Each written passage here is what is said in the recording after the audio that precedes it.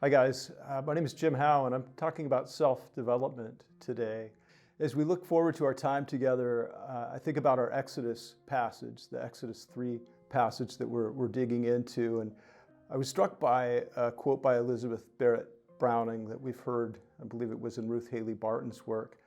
Earth is crammed with heaven, and every common bush afire with God, but only he who sees takes off his shoes.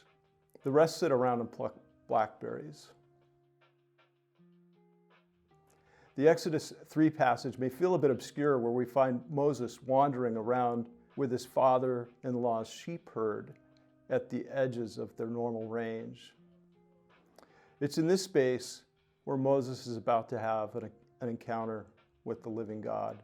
Think about this for a moment. Here Moses is wandering in the wilderness, and he sees this bush that's ablaze but not consumed, and he hears God calling to him. His simple response, "Lord, here I am." God says, Moses, take off your sandals. You're on holy ground." Moses immediately does so, recognizing the gravity of this moment. I think sometimes we can find it hard to take a passage like that and to have it inform the way in which we're thinking about our lives, and in this case, even this idea of self-development. It felt a bit obscure to me when I first thought about this. And yet, the one thing that did speak to me in this moment is Moses' posture, and that posture of humility that he steps into when he takes off his sandals, recognizing that he truly is in the presence of God. And as we jump into our topic with self-development, my challenge to each of us would be that we would both be expectant and look for those moments where God would want to call us into something, where God would help us see something about ourselves, and yet at the same time doing this in a spirit of humility.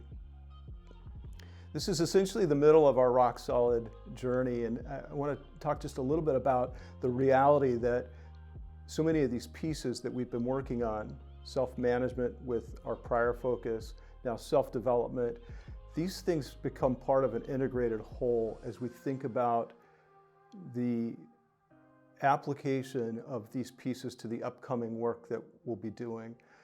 One of those major elements is something that we're all getting familiar with, and that's this idea of articulating a kingdom calling.